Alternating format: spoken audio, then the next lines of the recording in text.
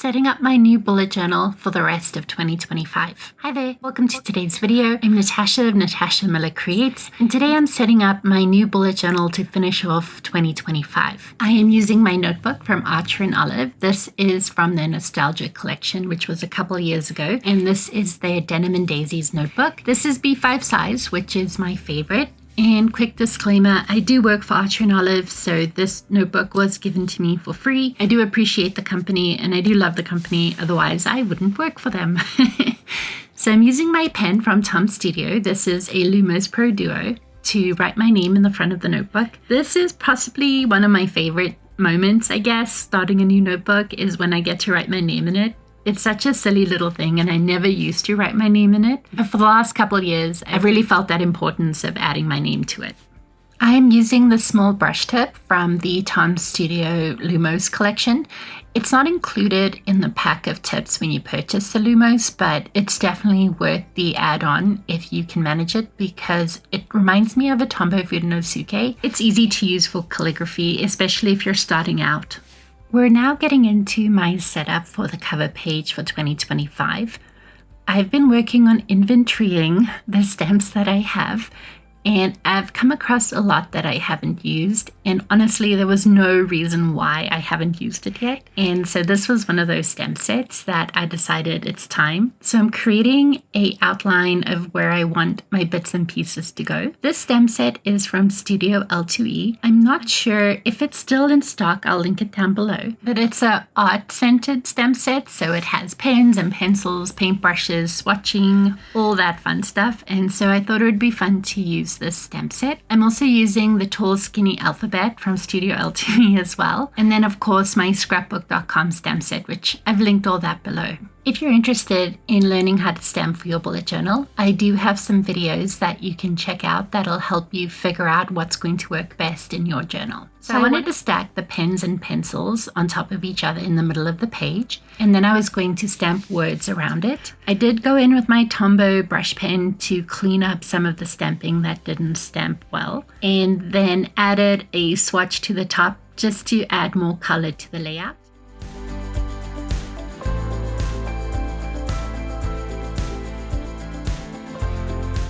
And now I'm using sticky notes to mark off the area where I don't want to get additional stamping. I wanted to keep this area clean. This is just a basic technique and very easy to use to control where you're stamping. So I'm using 4 different colors of Distress Oxide ink. I used a darker green and a lighter green, and then a darker blue and a lighter blue. And I wanted to create an ombre effect going across my page. So this was a little bit tedious in that I would stamp the word down, I'd have to clean it, which is what you see on top. For cleaning my stamps, I use a wet stamp chamois to get the ink off, and then I use the stamp pad, which is kind of a brush material, and then I just use that to scratch off whatever ink's left behind, and also to dry it off a little bit. You only probably really need one or the other, especially if you're wetting your brush pad when you're stamping, but I like to do both because I'm lazy, and if I'm cleaning my stamps, I want them to be clean and I want to be done.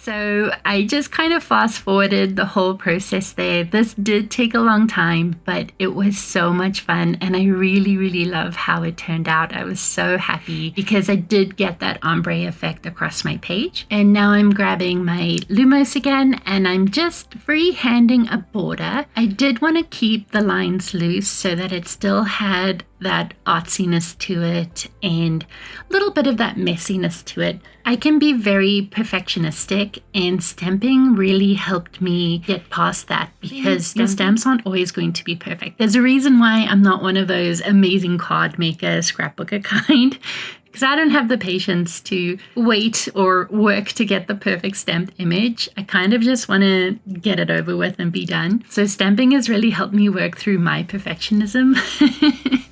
And I just kind of embrace the looseness and the messiness of the layout, and it brings me joy, and it's a nice reminder that not everything has to be perfect. Now we're getting into the meat of my setup for my new bullet journal.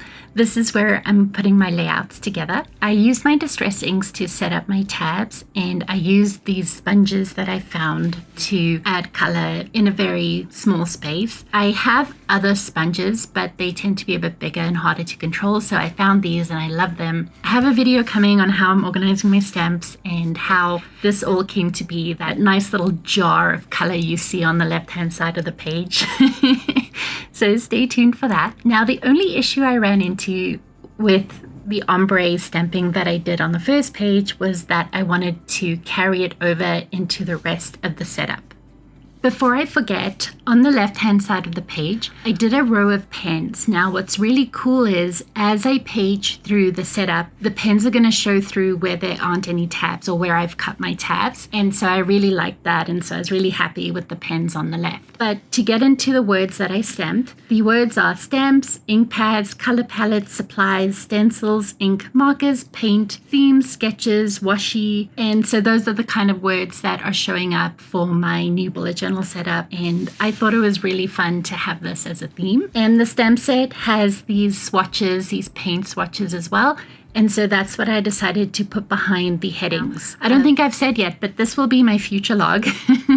So these will be the months of the year that I'm stamping down. Now, I did make a mistake. Normally when I'm doing a mid-year setup, I like to start my future log with June or July, but I started this one with January, and that's okay. It is what it is. I'll just have to remember to go back that this is January through June 2026. For my months of the year, I thought it would be fun to stamp the actual word. I have quite a few stamp sets where I have abbreviations for the months of the year. So for example, Jan, Feb, Mar, and so on. Since it's been a while that I've done this setup and I've cleaned my office and I've done 2 or 3 other projects in the meantime, I don't remember where I put my stamp sets that I used. So I think this was an Everyday Explorer stamp set. I really liked how the cursive balanced out the block lettering stamp that I used, as well as the lettering of the stamped words that you see in the background.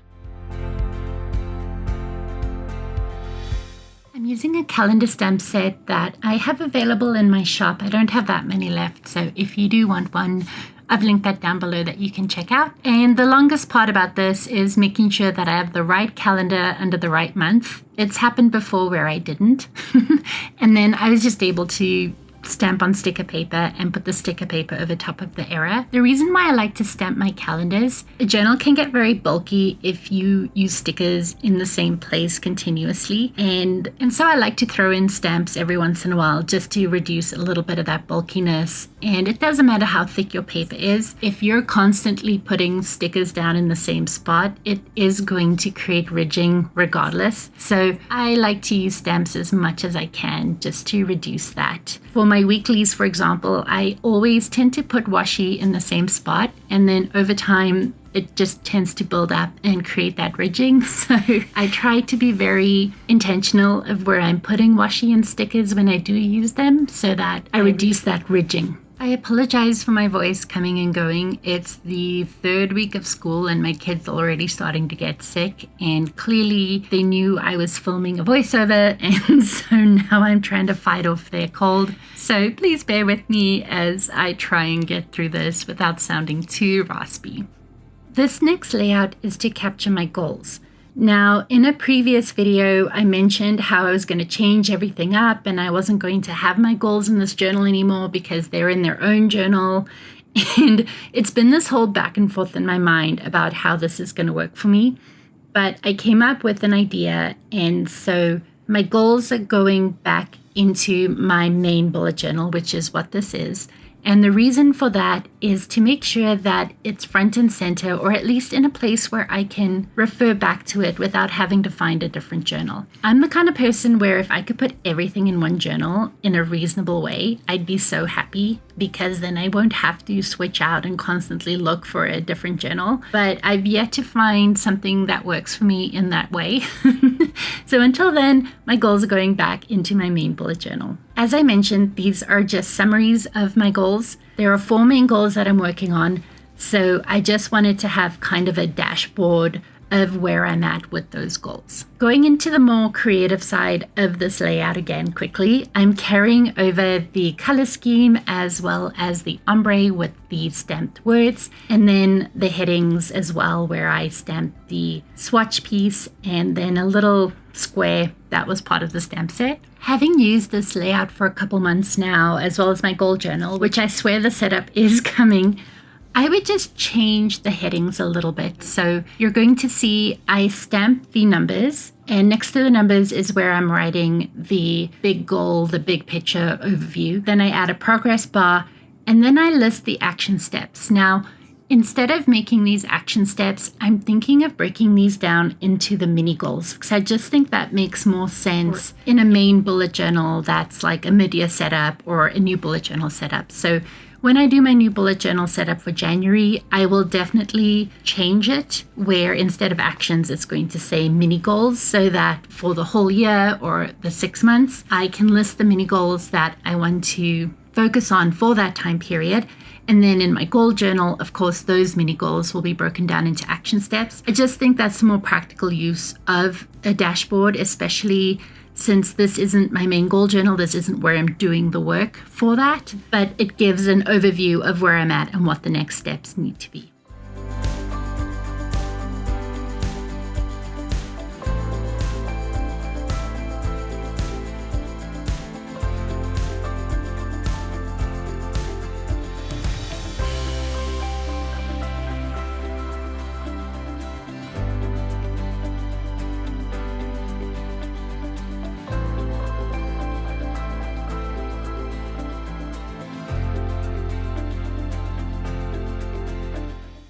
Moving on to my next layout, this is my year in color layout. I've been doing this one for a few years now, and this is one of my favorite layouts to do in a mid-year bullet journal setup. Here is where I capture the color palettes that I've used throughout the year. Now, since there'll be more color on this page, I decided to keep the color more neutral. So for the rest of the layouts where I created the ombre effect with the blue and green, I kept this neutral using just gray. So you'll see me pick out my gray out of my Distress Oxide color chart, and from there I'm going to go in and just carry over the same effects like the stamped words and the swatches, but then I'm going to keep it all in gray. As I mentioned, this is one of my favorite layouts to do. I really feel it does capture my mood throughout the year. So just like a year in pixels color chart, this is kind of a bigger overview of how I feel.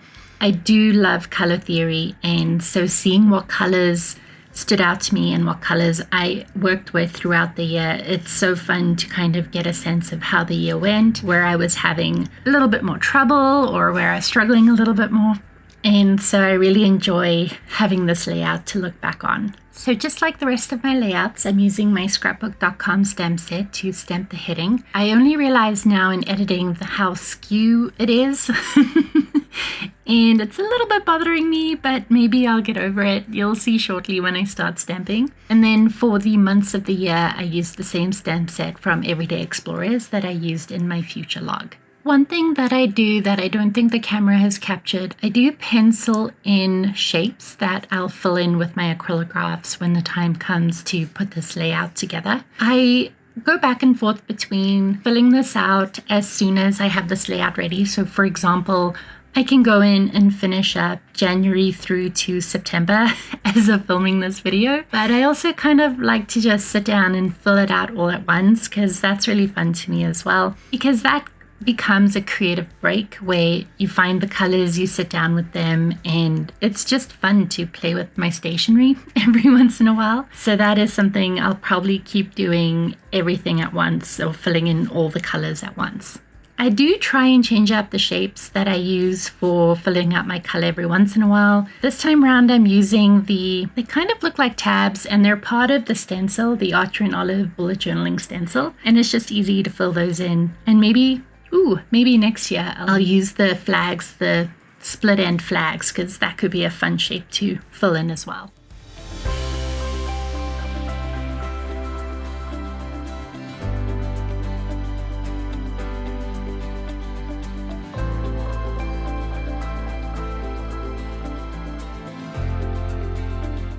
If you're interested in knowing more about the Distress Ink Oxide stamps, I do have a stamp ink video where I talk about the makeup of the Distress Ink Oxides. As you can see on my page, they look kind of messy and unfinished, but that's by design. Both the stamp ink and what I was trying to accomplish.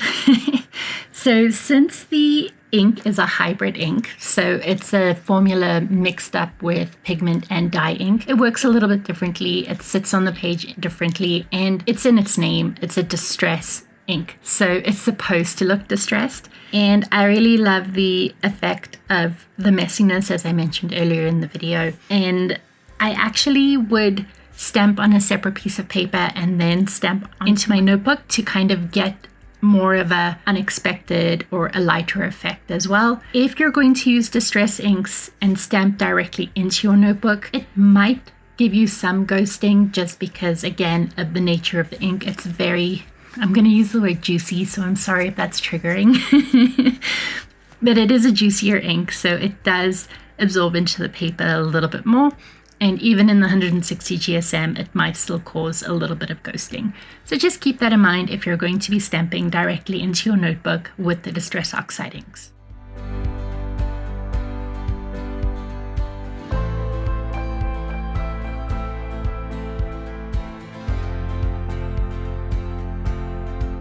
So this is a very generic layout. I set this up and then I put the heading favorites at the top. And my hope for this page is to capture some of my favorites throughout the year. Favorite songs, favorite movies, favorite TV shows, so on and so forth. And I'll add more personality to this page as I go. But for right now, I just wanted to keep it as open and blank as possible, so that if I want to stick pictures down there, I have that option and I'm not limited by what I thought I would want to do earlier. And then keeping with the generic layout theme, the last page that I set up for my mid-year bullet journal setup was a quotes page. So same concept as the favorites page. Here I'm just hoping to capture quotes that stuck out to me throughout the year. And again, I'll add more personality to this as I go. And I'm excited to see what it becomes. And then just like I did with the first pages when I started the setup, I'm going to be doing the same on this page, and that is to add the line of tools down the edge of the page so that it shows through where I've cut away paper to make my tabs. And watching this video and doing the voiceover and noticing the pens and the tools as I'm working through my notebook, it's been really fun, and I'm glad I did this. And I might start incorporating more of this into my monthly layouts, especially on my review pages where I currently just have nothing, because it is an easy way to tie your theme in to your overall setup. I can tell you right now on this quote page, I pretty much just want to write the entire song for What It Sounds Like from K-Pop Demon Hunters. Which, there you go, it'll probably go into my favorites layout as well. I've been low-key watching that movie almost nonstop and getting everybody I know who hasn't already seen it into it. I just really enjoy that movie. I think it's a lot of fun. So if you see this layout again, don't be surprised if you see a lot of K-Pop Demon Hunter quotes on that page. A sneak peek into some of my favorites. There is a restaurant where we live called Milpa. It's a Latin-inspired restaurant, and oh my goodness, they have such good food. We really enjoy going there. My husband and I try to do date night once a month, and we went there twice in a row, or 2 date nights in a row, because we just enjoyed it so much. My other favorite place so far was Prohibition. It's a speakeasy bar, and that was a ton of fun as well. I have a lot of thoughts and opinions on these speakeasies, and they're pretentious by nature, and of course they're going to have high-end expensive drinks, but I have a pet peeve with people that drink beer at these places, especially basic beer, but that's a rant for another day. I'm filling in my tabs with a jelly roll pen, and then I am ready to go with my mid-year bullet journal setup. I hope you enjoyed today's setup. If you have any questions, please don't hesitate to reach out down below, and I'll be happy to answer them. And I've also linked the videos to my Stamping in a Bullet Journal series, so check that out if you'd like to learn more. Thank you so much for your time today, and I'll see you in the next one. For more bullet journal content, make sure to check out one of these 2 videos below. I'll see you over there.